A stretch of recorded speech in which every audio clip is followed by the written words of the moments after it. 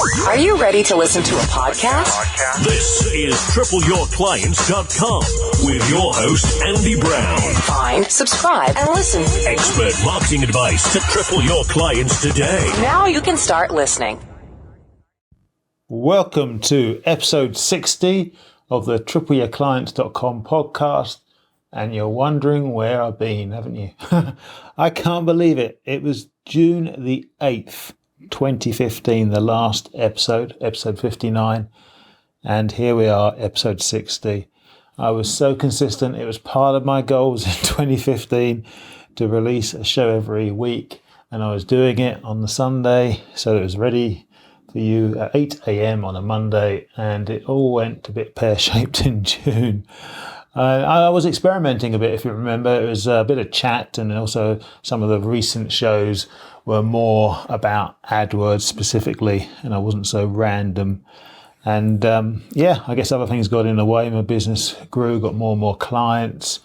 As you probably also know, I now completely focus on AdWords clients, so I had to take complete control of that. But I love the podcast, so why did I stop? And it brought in business. I had lots of different conversations with people. I met new people through it. So it was stupid to do that. And I went to a conference in September, the Content Marketing Academy conference organised by a good friend, Chris Marr. And we had a keynote speaker who was Marcus Sheridan. And he's brilliant. You've got to check him out. And I actually had the opportunity to have dinner with him the night before, which was brilliant. Then he did a workshop the next day, and then he did a keynote, and it was all about content marketing. And I sat there thinking, I started the podcast, and now why did I stop it? And and Chris had a podcast, and he stopped here, so we didn't agree to stop at the same time, but I think we had other things on our plate. Well, Chris organised the conference, so he had a lot on his plate, and he's just started his podcast, and I kept meaning to, and here we are. And I think going forward, it's just going to be basically what's on my mind. Random chat. It is business focused because I spend a lot of my time in business, marketing, content marketing, AdWords. So hopefully there's something there for you. And also I'll go off on a tangent and talk about other things that are interesting, and they may be of interest to you as well. And we'll see how it goes. I mean, it's been successful in the past, and hopefully wherever you are, sitting on the train or going for a run, you're going to enjoy what I have to say. If not, there's a million and one other podcast shows out there. It's crazy. My good friend Colin Gray, got to check him out if you want to get into podcasting. He's the authority in the UK on the topic of podcasting and where it's going in the next few years. And obviously it's exploding, and businesses are looking at it to see whether it's a viable way to bring in business. And of course it is. It's just educating them really and finding a way to do it. I keep it very simple. I just have my smartphone here, have a mic coming out of it. I use Euphonic, the app there, and it does all the processing for me. I don't really get involved in any more than that. I keep it really simple. And it just means I can minimize the time I actually got to edit, because a bit like video editing. I love creating a video for YouTube, but it's just the editing afterwards. I mean, I enjoy that, but it just takes a lot of time. One of the things I've got into recently is a guy called Casey Neistat. And this guy is amazing. And I wrote a blog about him on my personal blog, andybrown.org, just about how he actually gets all this video editing done, because he does a daily blog. It's amazing. He's based in New York. He's an entrepreneur. He runs around New York on his booster board. You've got to see it to believe it. But he's a hustler. He works so hard. I mean, I first discovered him through Gary Vaynerchuk, another guy you got to check out if you haven't heard of him. Gary Vaynerchuk is, Mr. Motivation when it comes to business, and always ahead of the curve. If you want to check out what's happening, particularly in social media. So anyway, Casey, he'll record his whole day on video, and then at 9 o'clock at night he will start editing, go to sleep maybe 1 o'clock, and then get up at 4 o'clock. I think he operates on like 3 or 4 hours sleep. I mean, I couldn't do that when I've tried to do that. I'm like a zombie by the afternoon. And he doesn't produce lame videos. These videos are brilliant. They're almost like mini feature films, and there'd be 5 to 10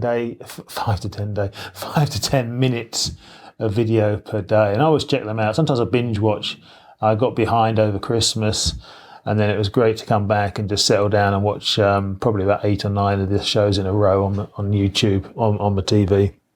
And that's another thing. I'm just consuming so much information, sort of content, entertainment on YouTube now, as opposed to sort of your normal TV. It's just a sign of the times, I think, that we look to YouTube and Netflix as what we used to do with TV. I think that's just the trend I see. Maybe you can recommend some shows that you're watching at the moment. I got into Making a Murderer on Netflix.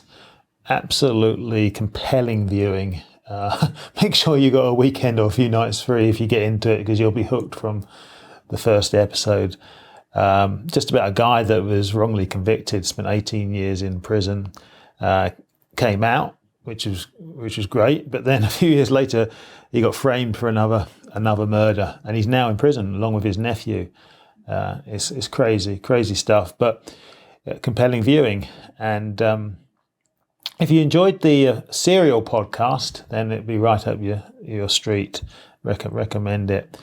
So what else has been going on? I'll tell you one thing that's been going on is standing desk. That's what I've got at the moment. As you might know, I'm tall. I'm 6'5", and probably like you, if you sit at work and your back starts playing up if you decide not to get up after 4 or 5 hours, which obviously is very bad for you. And sometimes I do exercise and I come in and I don't know, I haven't warmed down properly, and I sit at the desk and I was getting back problems. I've had back problems all my life, but not really bad ones, and I sort it out fairly regularly. I just have to be mindful of my back. But a lot of my friends have got stand-up desks, and one was actually upgrading and had one that I could buy for a bargain off him. So I took the advantage, so I've set it up, and it's perfect. I thoroughly enjoy it. So I never thought I'd get one, and there you have it. It's not like I use it all the time, but maybe 15 or 20 minutes in the day I decide to stand up at it. If I have done exercise, I come in and use it in a standing up version afterwards. I'll tell you what it does do for you. It stops you surfing on all the sort of rubbish social media sites and wasting your time. When you're standing up, you work. You don't start surfing around, because I don't know. Well, I know what it is. It's not painful to stand up, obviously, but you kind of you're focused on the task you got to do, and you want to be productive with your time, and you just don't flick from one screen to the other. You're doing the one thing that you want to do if it's work wise. So yeah, check out a standing desk if you do have back problems. Even if you don't, I think it's very good for preventative measures. So I reckon I should give you some of the business things that I've come across in the last few months, or the last few weeks actually, that kind of interested me. One of them was recommended just a week ago.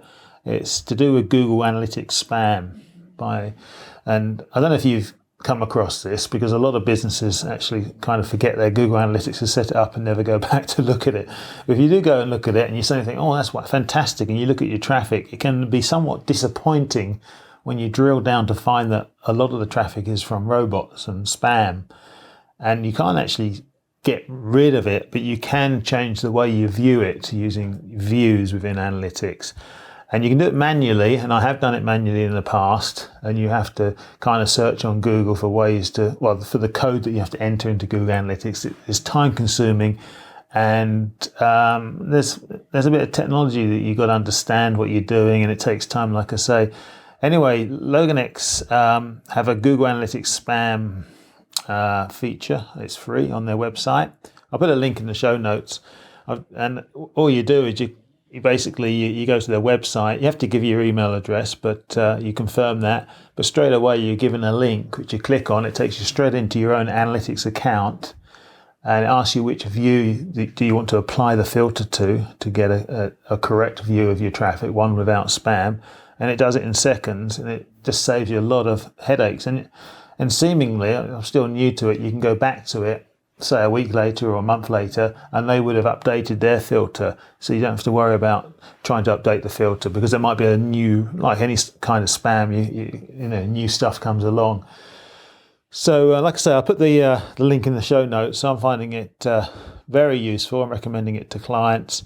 And like I say, if you log into your Google Analytics, start drilling down to see who your referrers are.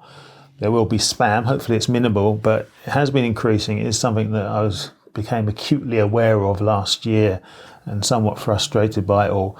So I was very pleased to see this link recommended by my good friend Chris Marr over at the Content Marketing Academy. AdWords, I guess I should mention one or two things about AdWords, seeing as it is my full-time job. One thing to be aware of, I mean, I've only just seen it, and I don't know, it's going to be interesting times, is the fact that in some markets we're starting to see 4 ads at the top. Up to now it's been 3 ads maximum, and sometimes 1 or 2 or 3, but never 4. And if you have 4 ads at the top, and then you might have a Google map or a Google location feature in the result, then sometimes that can just take up all the space.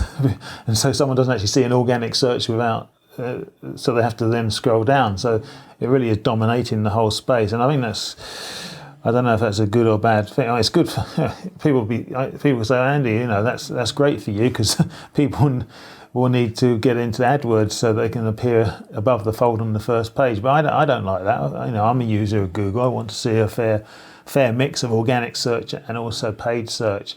So Google are testing this at the moment, and I saw an article about it in the US, and I thought nothing of it. But then I was searching on a keyword related to a solicitor, got quite a few legal clients, and there it was, 4 results at the top. I've not seen it since, and if you do see it, then let me know, take a screenshot. It'd be great to analyse it. And I think it will just occur in certain industries and certain types of search. The search I did was very specific, where in a way it made sense that you, more than other cases, that you would want more ads, but just because the search wasn't aimed at. You're looking for a business in my search, so ads was okay. I think kind of made sense, but like I say, we'll see what happens in that space. The other thing I'm testing in AdWords is something called Customer Match, which a feature that came out around September last year, October. Customer Match is effectively a way of remarketing to people that you've already done business with, because they're on your email list. And quite simply, you get your email list and you export it into a file, a CSV file, and you then import it into AdWords, and then you can just set up some ads, and away you go.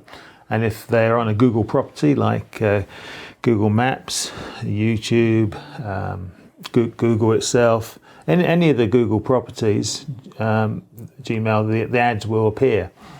And the theory is, obviously, because they've done business with you before, then they're going to convert better than, say, cold ads. Ads you would have on another website, like the websites that you'll see in the display network, like a newspaper website or a forum or whatever other type of website you want to target that is related to the topic of your business.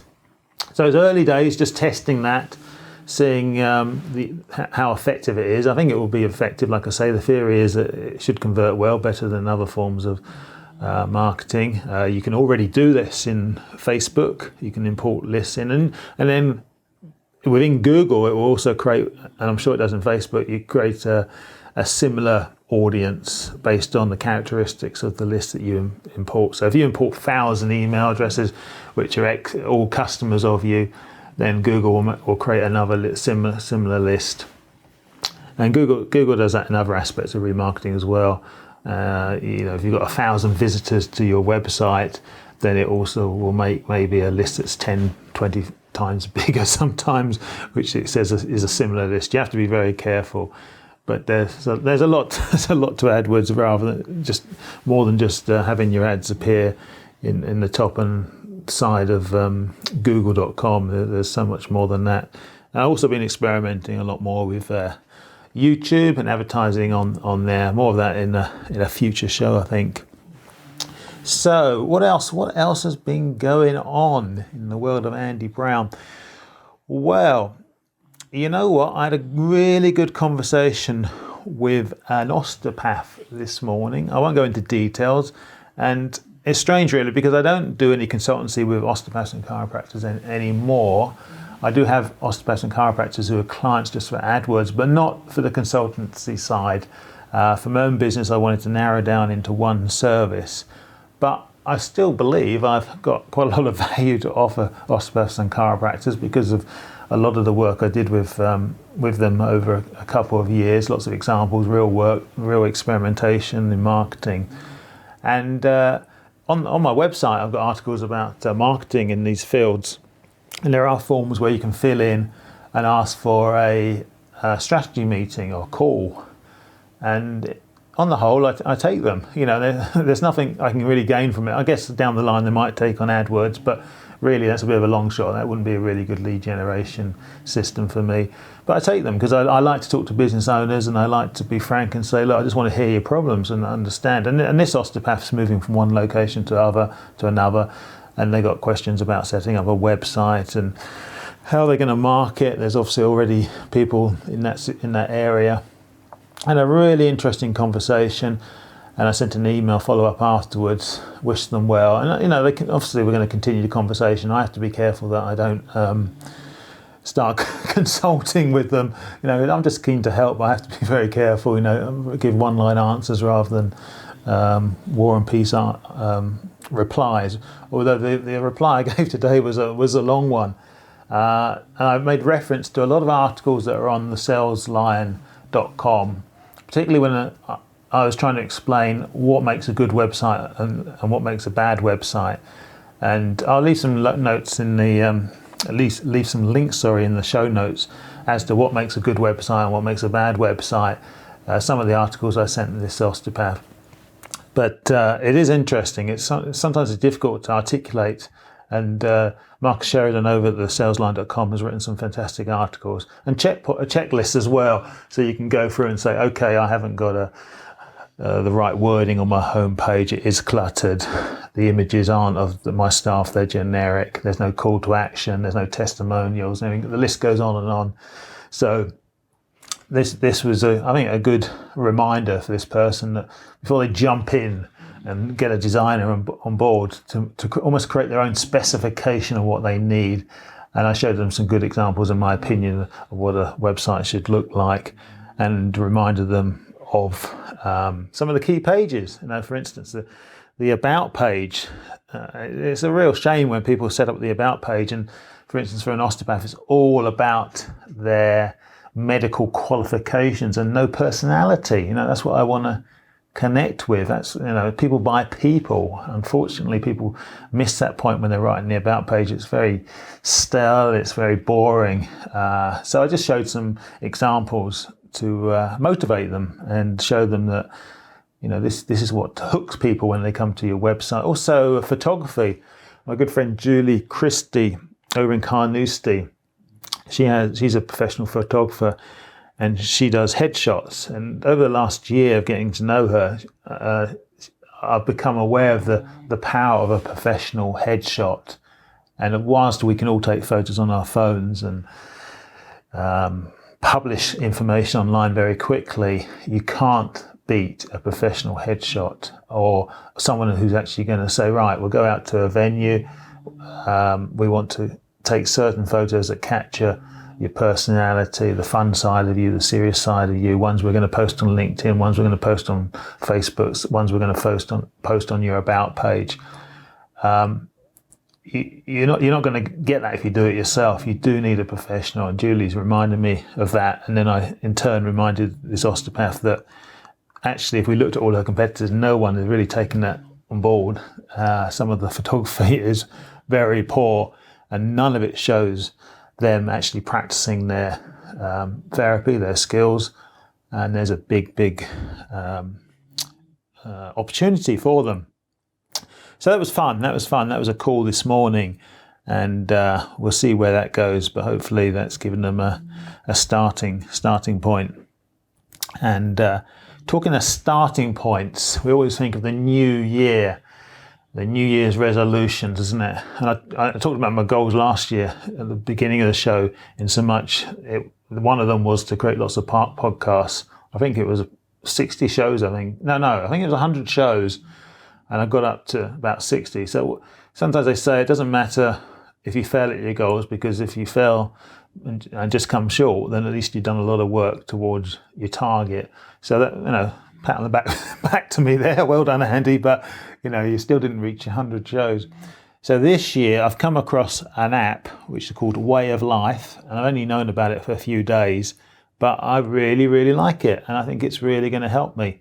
It was I listen to Tim Ferriss' show a lot. Tim Ferriss' podcast is 5-star, amazing. Love it to bits. Recently been raving about an interview he did with Jamie Foxx. But the show I want to talk about now the episode I want to talk about now is one he talks about New Year's resolutions. And he always talks, when he does these sort of random shows, with Kevin Rose, and Kevin recommended this app called Way of Life. And it's pretty straightforward. You load it up and you just have to load in the things you want to achieve next year, or consistently do every day. So it might be floss your teeth, drink water, walk 10,000 steps, any sort of habits you want to build. 'Cause I'm a strong believer in habits rather than these resolutions, or I'm going to do something and it's all based on willpower. I'm a strong believer that you develop habits, and if you fail at a habit one day, it doesn't matter, but you're looking for a trend. And I think that's particularly great about this app, that it shows you the trend over time. By saying yes, no each day to whether you achieve something, you can then look at your trends after a week and a month and a year, even post them online, and it gives you that graphic to spur you on and to give you a summary of what you've done. So I'll let you know how I get on with that, but it's called Way of Life, so I'm pretty happy with that. Another app I came across was on Facebook. It was a video shared to me by Jamie Oliver, and the app's called Our Pact, which is OURPACT. It's for parents, and it seems really good. I can imagine that if you've got kids and you want to control the wireless or what they're seeing at different times, it can be sometimes frustrating, and this app allows you to control the time that the wireless is on per device, which is really good, so you're not cutting off your own wireless while the kids are asleep or should be asleep, and also allows them access to different apps at certain times a day. So it seems like you can really dig into control of what's going on the devices of your kids when they rely on the wireless in your home. So I was particularly impressed with that and shared it with some friends, and hopefully they get something from that. Technology wise, I've been rediscovering Snapchat, only because Gary Vaynerchuk has been raving about it in the last few days.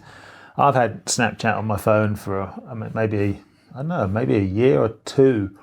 And I don't think I use it much because my friends don't use it much, and also it's a real headache to understand how to use. I talked to some of my nephews and friends of parents and their kids, and they're using it, teenagers, and they can't believe I don't understand how to use it. I'm always clicking on the wrong button, and oh dear. But I'm really getting to like it now, because there's an element of it called story, and some of the brands are really jumping on this. And I saw this. There's a few golf tournaments last year. The PGA in America decided to do a story, and what I mean by that is they record different short bits of video, maybe 10 seconds long, through the day, and also images, and you write on top of them, and then you can watch them. Well, you can watch them at any point in time, but if you watch it at the end of the day, you get almost like a video of the day, video of the golf tournament, or it could be a concert. I like my darts, and the PDC, the big event in London that's just finished. They did something very similar, and you really get a feel for what it's like to be in the audience at the event, because they're taking it in the audience and they're on stage. then they're maybe outside interviewing a player. But it's a really good snapshot. And I think it's, well, everyone's raving about Snapchat, and it definitely isn't just for teenagers anymore. You're going to see more businesses use it. And the valuation, the mental valuation that the company's got at the moment, difficult to justify it, but in a way, if you sort of see where it's heading, the millions and millions of users on there, and the demographics already targeting, it's pretty much like Facebook, really, in so much it was the college users that were on Facebook to begin with, and then now we've got your 80-year-old dad on there, and and everyone between. Took a few years, but probably that's what's going to happen with Snapchat. So it might be worth playing around with. I mean, I haven't really got a business case for it for myself. I'm just playing with it, and if other friends get on it, then I'll have a go. But it can get frustrating. You've got all these different tools. Where are you going to draw the line? But Snapchat definitely making a bit of noise this year. So I'll tell you what. How far are we on? We're on about 25 minutes into the show. That's great. I don't want to waffle on and bore you silly, but I'm just going through my notes, just sort of seeing what's been happening, or how I can add value to your business. Check out stuff. One maybe we'll finish on this. Something called ConvertKit, which I came across at the back end of last year. And I went crazy about it. I was raving about it, recommending it to people, and it's brilliant. And what it is, I better explain what it is an email service provider. So you're probably using MailChimp at the moment. I've used Aweber for a long time. I didn't think I'd ever change, but when I saw ConvertKit.com, I'll also put a link in the show notes. I was amazed because finally came across some software that understood the whole nature of marketing, how it's moved on. So it's not, if you're doing online marketing, in the past you'd give away an ebook, and now we've seen a lot of people having success where they give away a course. Chris Marr does it with his marketing, where you get a 10-day course, and ConvertKit allows you to set that up very, very easily. But the major difference is, if you've got 1,000 people in your list, they can be tagged, meaning a tag can mean that they've got a different interest in a different part of your business. And typically, if you're doing that with Aweber or MailChimp, you would have to basically duplicate people and build a bigger list than the actual uniques that you got in the business. For instance, if you sent out to your mailing list and said, look, are you interested in this new service? And people said yes and joined the list, then they're in a new list, but now you've got that name that's in two lists, the main list and the new list you developed. Whereas within ConvertKit, you have the same person, they're just tagged with maybe a tag which is called main list and another tag which is called the name of the new feature that you're promoting. So you're not, and both MailChimp and Aweber, you charge you on the number of users you got. So that can be somewhat frustrating, because actually it's not, you're building your business, you're creating a new list, you're segmenting the list, and you're getting kind of penalized for it. Whereas ConvertKit, everyone's unique and you're not doubling up on everyone. I just love it to bits. And the functionality, the usability, there's so much more to it. It's very difficult to describe without giving you screenshots, but Nathan Barry is the founder. That's how I came across it. I've been reading his blog for a couple of years. So when he announced he was creating this product, I was going to at least give it a few hours and look at, because he's a really sound guy, writes some great content online. And I think I'll just promote it as much as I can, because I love the product. That's it, I think. I think I've covered a few different things there. Hopefully something there's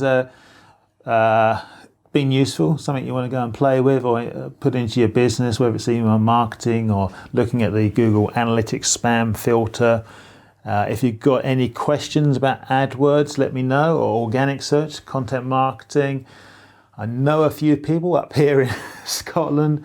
It's funny how my whole business world's changed over the last couple of years with the networking. where I kind of got an expert in all these different fields, which is fantastic. And I know a bit about social media, but if someone wants to start running Facebook campaigns, there's someone up here called Gavin Bell. If someone wants to write content, then I know a very good guy called Kevin Anderson, and like I already mentioned, Julie for photos. I think I've been blessed with the fact that I know these people, I can trust these people, and I'm happy to refer them.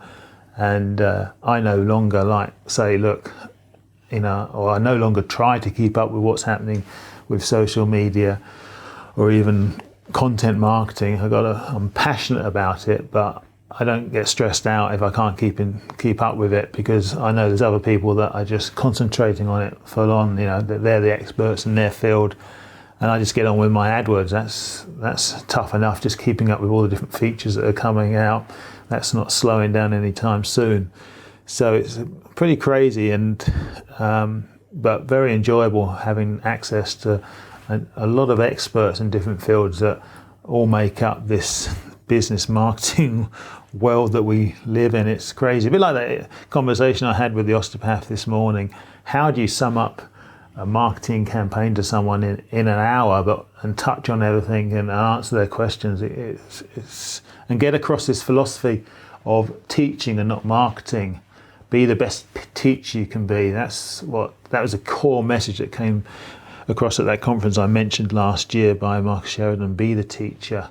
And once you say that to someone, they sort of kind of relax. Oh, I don't have to market. I don't have to be selling something. Just teach people and they will come. I mean, that's what I'm finding.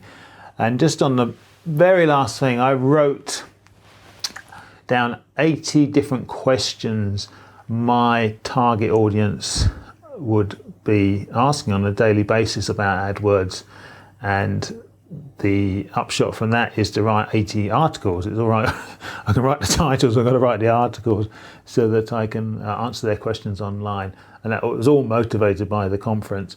And I got a bit delayed and I didn't do anything last year, but I've started writing, so expect a lot more content on the actual blog about AdWords if that's of interest. And also on andybrown.org, I wrote a blog post on there a few days ago about being happier and living longer based on a study. And guess what? The secret to being happy and living longer is the relationships you have with other people and the quality of them. And that blog post, like I say, I'll give a link in the show notes, but that post is very interesting based on a study that goes back 75 years, where every 2 years 724 men have been interviewed. They've taken their blood samples, their medical records, asked their parents, their children about their lives, and as they try to aspire to have a happier life and live longer, it's not their wealth or anything else that has kept them happy. The one thing that's kept them happy for all of that is the quality of their relationships. Part of that article includes a 15-minute TED Talk, very good video, and a bit of a New Year's resolution of mine to watch more TED videos, because you just can learn so much from them. So that's it. That's me, 8th of January, Friday afternoon, drawing in 25 past 4, nearly dark. I've got to go and take Sid, my beautiful bulldog, out for a walk. Love him to bits. He's sitting here snoring away. Just raised his eye up. Are we going, Dad? Not, just give me a few minutes, mate. And yes, and looking forward to a relaxing weekend. Hope the same for you. Hope you enjoyed the show, and I will speak with you very shortly. Take care.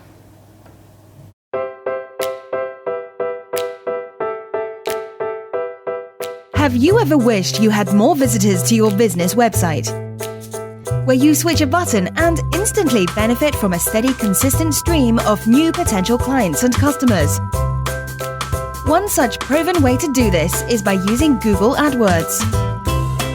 Unfortunately, many businesses fail to take advantage of this opportunity, make huge mistakes, and waste their marketing budget. This is why I recommend you head over to tripleyourclients.com and grab Andy's free 44-page report on the 17 ways to maximize your Google AdWords ROI today. Simply enter your name and email on the homepage to have full access to Andy's special report within seconds.